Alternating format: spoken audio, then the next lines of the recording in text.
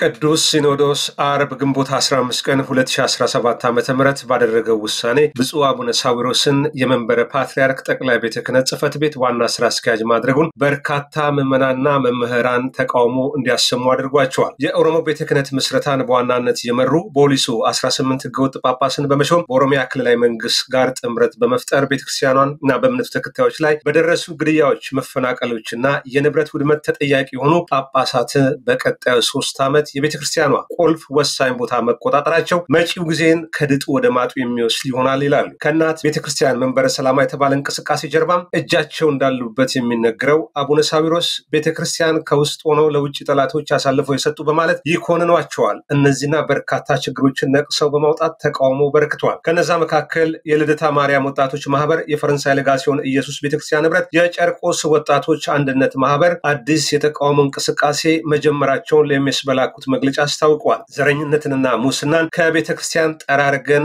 እናውጣለን በሚል ሰፊ እንቅስቃሴ እያደረጉ ነው። በቅርቡም አገር አንቀጥቅጥ ሰላማዊ ሰልፍ ለእምነቱ ተከታዮች እንደሚጠሩ ገልጸዋል። ከዚህ ጋር በተያያዘ ቤተክርስቲያን ጉዳይ ጥልቅ ሀሳብ በማቅረብ የሚታወቁት ዲያቆን ማንያዘዋል አበበን አግኝቻቸዋለሁ። ዲያቆን ማንያዘዋል አበበ ጥምረት ለቤተክርስቲያን ዓለም አቀፍ ኦርቶዶክሳዊ ንቅናቄ ምክትልም ሰብሳቢ ናቸው። ከሰሞኑ ሹመት ጋር በተያያዘ ቤተክርስቲያኗ ወዴት እየሄደች ነው በሚል ጥያቄ አንስቻለሁ። ዲያቆን ማንያዘዋል አበበ በጣም አመሰግናለሁ። የሰሞኑ የሲኖዶስ ሹምሽሩን እንዴት አገኙት? ክርስቶስ ተንሳ ሙታን ወንድም ዓለም እንደምን ሰንብተሃል? ያው እንግዲህ አሁን በመግቢያ ላይ እንዳነሳው በጣም ብዙ ሰው የደነገጠበት፣ ያዘነበት፣ የተጨነቀበት ክስተት ነው የተፈጠረው።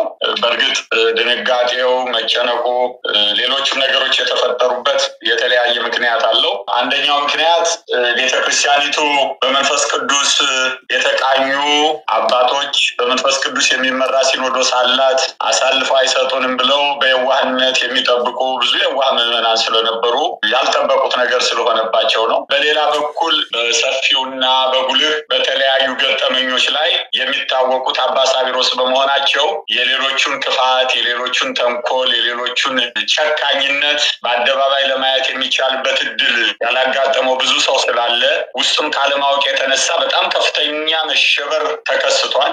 እኔ በግሌ እንደዛ አይነት ነገር አልገጠመኝም፣ የምጠብቀው ስለነበረ ይሄን እንድጠብቅ ያደረገኝ ከሌላው ሰው የተለየ ግንዛቤ እንዲይዝ ያደረገኝ ቤተ ክህነቱን፣ ሲኖዶሱን፣ የሲኖዶስ አባላት የሆኑትን ኤጲስቆጶሳት፣ ጳጳሳት በቅርበት የማወቅ እድል ስላለኝ ነው። ስለዚህ በእኔ እይታ አሁን የተለየ ነገር ተከስቷል ብዬ አላስብም።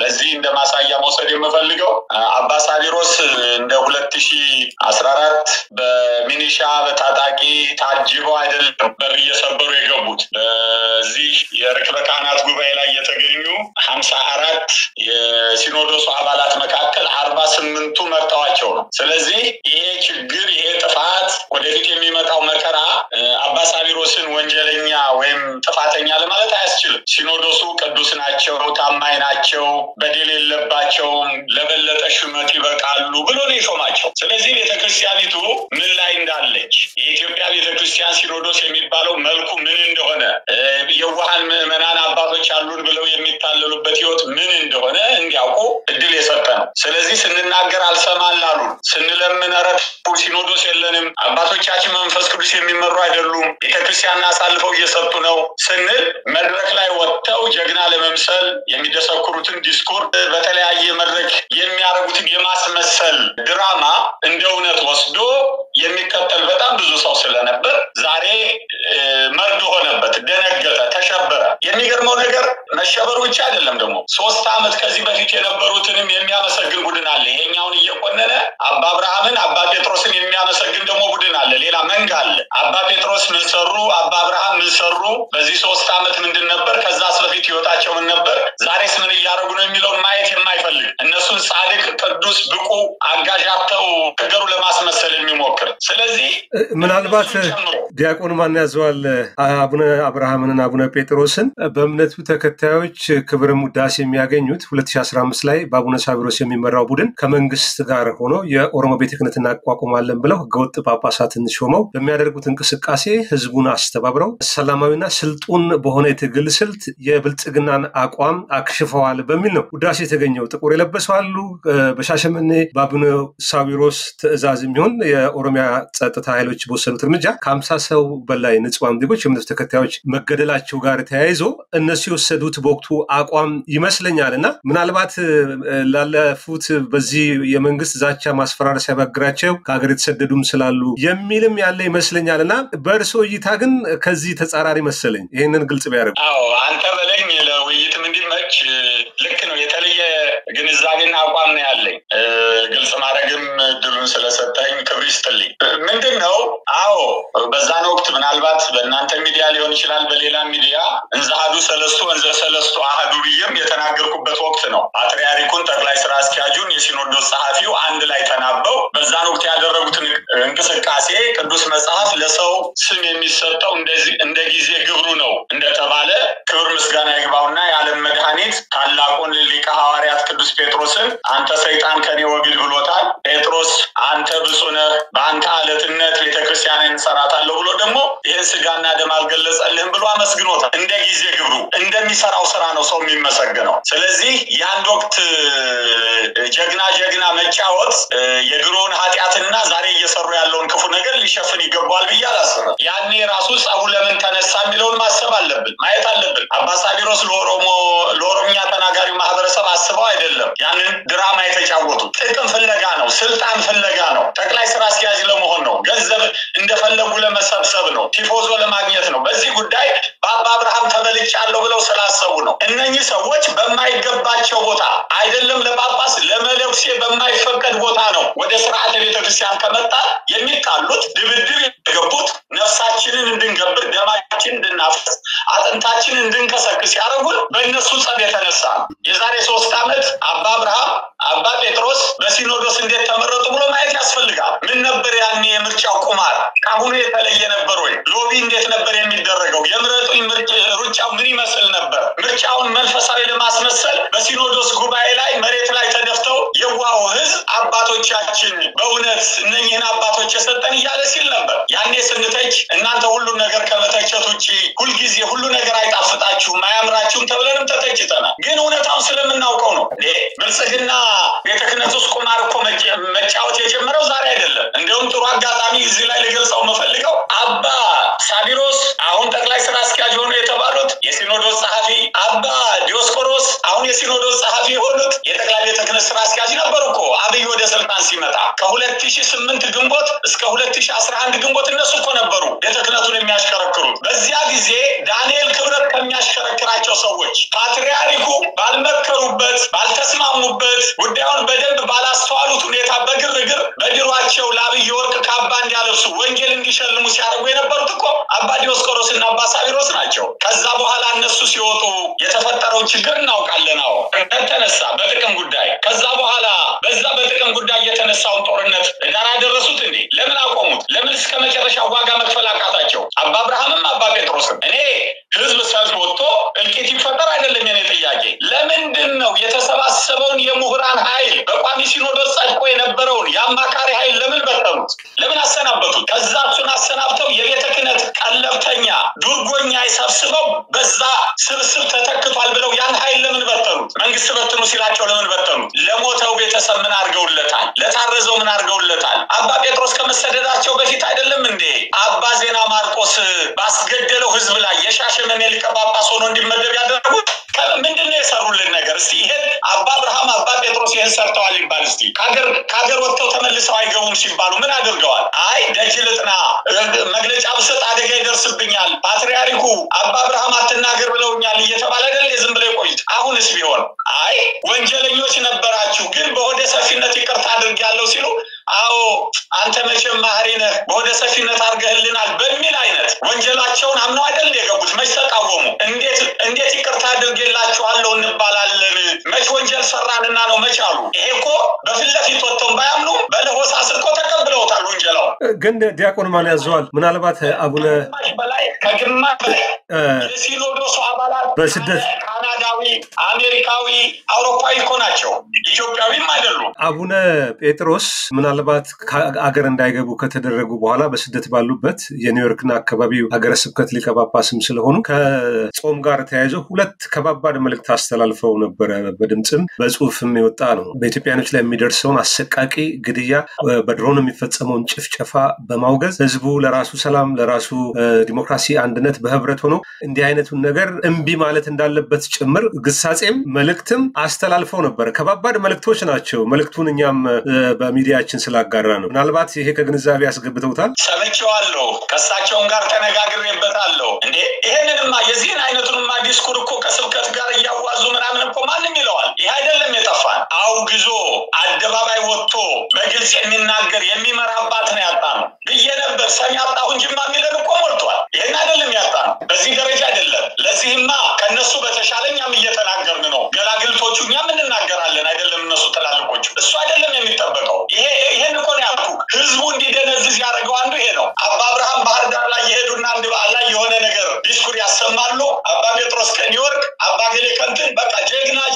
ይሄ አይደለም። ምናልባት አሁን ካልመረጡ 6 ሰዎች ሊሆኑ ይችላሉ አባ አብርሃምና አባ ጴጥሮስ፣ እርግጠኛ አይደለሁም። እሱንም ግን አይተህ ከሆነ ሲኖዶስ ጽሕፈት ቤት ጸሐፊ በሰጠው መግለጫ 48 ድምፅ አግኝተው ተመረጡ ነው ያለው። ከ54 ጳጳስ 48 ድምፅ አገኙ ማለት 6 ሰው ነው ያልመረጣቸው። እኔ በእውነት ካንጀት ከሆነ አባ ጴጥሮስ እኮ በቃ እንዲህ ያለ መልክ የሌለው ነገር ምናልባትም እንኳን አገር ከገቡ በኋላ ሄደው አይ እኔ መቅረስ ስለማልፈልግ አገሬ ስለሆነች መጥቻለሁ፣ ከዚህ በኋላ ይሄ የሚሆን ከሆነ አልቀበልም፣ እንደዚህ በፊትም ልታባረሩኝ አትችሉም፣ ዜግነቴን ትቻለሁ፣ ከዛሬ ጀምሮ መልሻለሁ፣ አሜሪካ ኤምባሲ ሄደው በቃ ኢትዮጵያዊ ነኝ አልወጣም፣ ሲፈልግ ለምን ዲፖርት ያደርጋቸው። ወደ መረረ ነገር መሄድ አለብን። በማባበል በመለመን በመለማመጥ የሚመጣ ነገር የለም። ቤተክርስቲያን ትከፈላለች አለች እንዴ? እና አለቃ እያሌው ታላቁ ሊቅ እነ ሊቀ ብርሃን ማነው አድማሱ ጀንበሬ የመሰለ ሊቃውንት ያፈራ ምድረ ጎጃም እኮ የቅባቶች ፓትርያርክ ጳጳስ እየተባለ መጫወቻ ሆኗል። ታቦተ ጽዮን ያለችበት ታላቁ አክሱም እኮ የህዋት ካድሬዎች እኮ ጳጳስ ነን ብለው የሚጫወቱበት ሆኗል። ባለፈው እነ መራራ የሰበሰቡትን ስብሰባ ላይ ይህም እንዴ እነኛ የጴጥሮስ መንበር አቋቁመናል የሚሉ ሽፍቶች እኮ ኦነጋውያን እነ መራራ አጅበው እኮ እዛ ሰልፍ ላይ ነበሩ እኮ። የትኛዋ ቤተክርስቲያን ነች ያለችው? የቷን ነው የሚያድኑት? መስቀል አደባባይ እየተቀማ ነው በአቡነ ጴጥሮስና በአቡነ አብርሃም ዘመን አይደል? አሁን በግልጽ ያጣኑ ዳንኤል ክብረ በአደባባይ ወጥቶ መስቀል አደባባይ የኢትዮጵያ ቤተክርስቲያን አይደለም ብሎ አዋጅ አወጀው። ጃንሜዳ የኢትዮጵያ ቤተክርስቲያን አይደለም ብሎ አዋጅ አወጀው። ብልጽግና እኮ እዚህ ቤት ከገባ ዘመን አስቆጥሯል።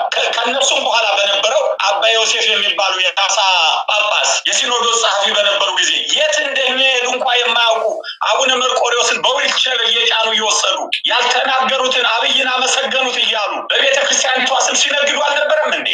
አቡነ ማትያስ ቢሆኑ ፓትርያርኩ ትንሽ ስጋ እንደ መርፌ ተወጋ ሆኖባቸው አይደለም እንዴ? እና አባ ሰረቀ ላይ ለመጨከን ቸግሯቸው አይደለም እንዴ? የህዋት ጳጳሳትን አላወግዝም ያሉት ማን ነው? ገሌ የሚባል እስቲ ጥራልኝ።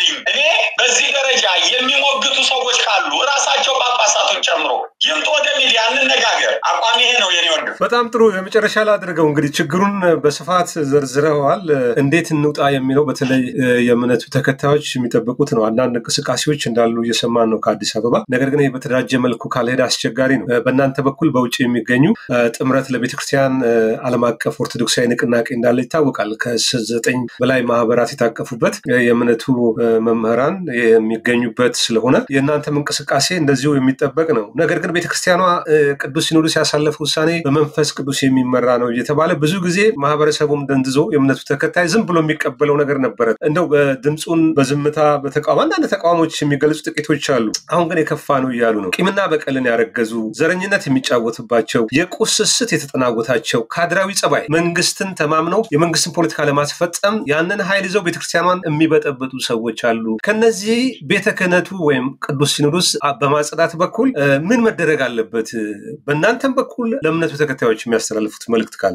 በእኛ በኩል በዚህ አጋጣሚ የዚህ የ9 የተለያዩ አካላት አደረጃጀትን አንድ አድርጎ የሚንቀሳቀሰው ጥምረት ለቤተክርስቲያን ዓለም አቀፍ ኦርቶዶክሳዊ ንቅናቄ አካል የሆነው ጥምረቱም እንዲመሰረት ከመጀመሪያው ጀምሮ ግንባር ቀደም ሆኖ ሲንቀሳቀስ የነበረው ፍኖተ ጽድቅ ወሕይወት ጉባኤ ማህበረ ለቤተክርስቲያን ዓለም አቀፍ ኦርቶዶክሳዊ ዓለም አቀፋዊ ህብረት አስቸኳይ ስብሰባ አድርጎ ነበር። ውይይቶች ተካሂደዋል። በጣም ታላላቅ ሊቃውንቶች በካናዳ፣ በአሜሪካ፣ በአውሮፓ ከአውስትራሊያም ጭምር ያሉበት ነው። ከተለያዩ አህጉራት ከደቡብ አፍሪካ በዛ ውይይት የተለያዩ ጉዳዮች ላይ መክሮ በተናጠል የሚሰራ ጉዳይም ስላይደለ በጉዳዩ ላይ በአጀንዳነት በአስቸኳይ እንዲመከርበት በመወያያ ርዕሰ ጉዳይ ሆኖ እንዲመከርበት ለጥምረቱ ስራ አስፈጻሚ ያቀረበው ጥያቄ አለ።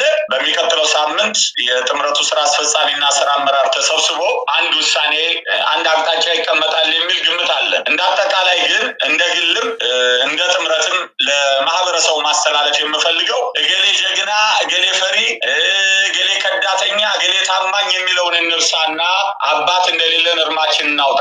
ጥፋተኛው አቡነ ሳዊሮስ ብቻ ናቸው ብሎ መደምደም፣ አባ ሳዊሮስ ላይ ብቻ ጣት መጠቆም መፍትሄ ያመጣል። ወይም አባ ሳዊሮስን ኮንኖ አባ አብርሃምን ማጀገን፣ አባ ጴጥሮስን ማጀገን መፍትሄ ያመጣል። ሲኖዶስ እንደሌለን ማወቅ ነው መፍትሄ የሚያመጣው። ሲኖዶስ እንደሌለን አውቆ ቁርጥን አውቆ ቤተክርስቲያኒቱን ከነኚህ እጅ በንስሐ ተመልሰው አባት የሚሆኑን ከሆነ እሰየው፣ ሁላችንም ንስሐ እንግባ። እናንተ ኃጥአን እኛ ጻድቃን ነን የሚል አይደለም ጩኸታችን። በድለናል፣ ንስሐ እንግባ ነው ጥሪያችን። እምቢ ካሉ ግን የቅድስናውን ስፍራ ለቅዱሳን እንዲለቁ ቦታቸውን የሚመጥናቸውን ቦታ እንዲያገኙ መደረግ አለበት። ከዚህ በፊት አንድ ነገር ልግለጽልህ። እገሌ ማለት ባልፈልግም ጀግና ከሚባሉት አባት መካከል ከአንዱ ጋር ስንነጋገር እንዲህ የሚል ሐሳብ አነሱ ይመስለኛል። ያንን ሐሳብ ያነሱበት የኔ ሐሳብ እንደሆነ ስለሰሙም መስሎ ይገምታለሁ። እኛን ካላስወገደ በቀር ካላስወገደ በቀር ይህች ቤተክርስቲያን አትሆንም አሉኝ። አባታችን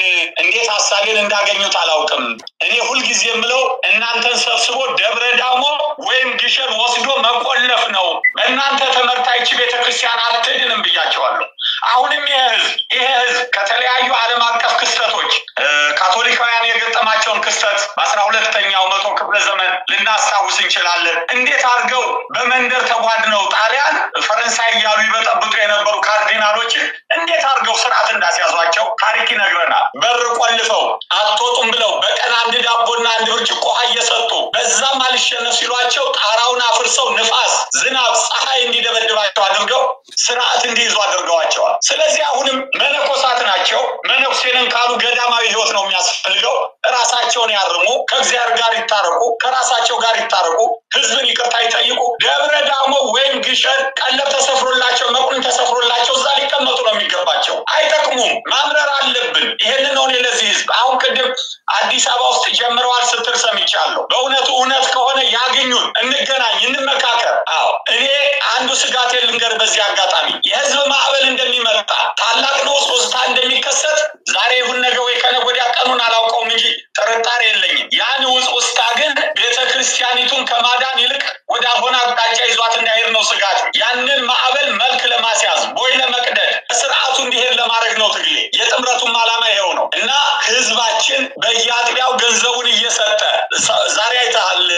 ዛ ናዝሬት በአባ ጎርጎርዮስ ጥሪ ኪዳነ ምሕረት ቤተክርስቲያን መርቃለን ብለው ያለውን ሽር ጉድ እያየሁ ነው። ምስካየ ኅዙናን ገዳም ተመሰረተበት ተብሎ 80ኛ ዓመቱን የከተማ ገዳም አረጋውያንን የሚሉት ጳጳሳት ሳይቀሩ ተሰብስበው ከና አባ ሳዊሮስ ጋር የሚያደርጉትን ድግስ እያየን ነው። ይሄ አይደለም እነኚህን ሰዎች አቡነ ገሌ አረጋዊው ጳጳስ አቡነ ኤልያስ በሲኖዶስ መክፈቻ ላይ እንዴት አለ ንግግር አረጉ። ንግግር መቸገረን ተግባር ነው የምንፈልገው፣ ወሬ አይደለም የምንፈልገው። ስለዚህ ህዝቡ ይነሳ። በቃ አባትና ልጅ ሆነን ልንቀጥል አንችልም ይበል። ንስሐ ካልገባችሁ ካልተመለሳችሁ የክርስቶስ ካልሆናችሁ መጽሐፍ የሚለው ክብር ለሚገባው ክብር ስጡ ነው። አክባሪያቸውን ክርስቶስን ከረሱ፣ በደሙ የዋጃትን ቤተክርስቲያን ከረሱ፣ የግል ጥቅማቸውን ካስቀደሙ፣ መንደራቸውን ከወደዱ፣ ፍቅረ ሲመትና ፍቅረ ነዋይ ካሳበዳቸው እነኛ አባት ሊሆኑን አይችሉም። ከየሀገረ ስብከታችን ነፃነታችንን ማወጅ አለብን። በአገሩም ውስጥ ከሀገር ውጭም ያለው ህዝብ በየሀገረ ስብከቱ አሁን ራሱ መርጠው ወደ የሀገረ ስብከታቸው የሚመለሱትን ጳጳሳት ህዝቡ መጠየቅ አለበት። በየሀገረ ስብከቱ ምንድነው ሰርተህ የመጣኸው? ለማን ነው ሸጠህ የመጣኸው? አንተ ነህ ወይ የኛ አባት ብሎ መጠየቅ አለበት። ይሄንን ነው ማምነው።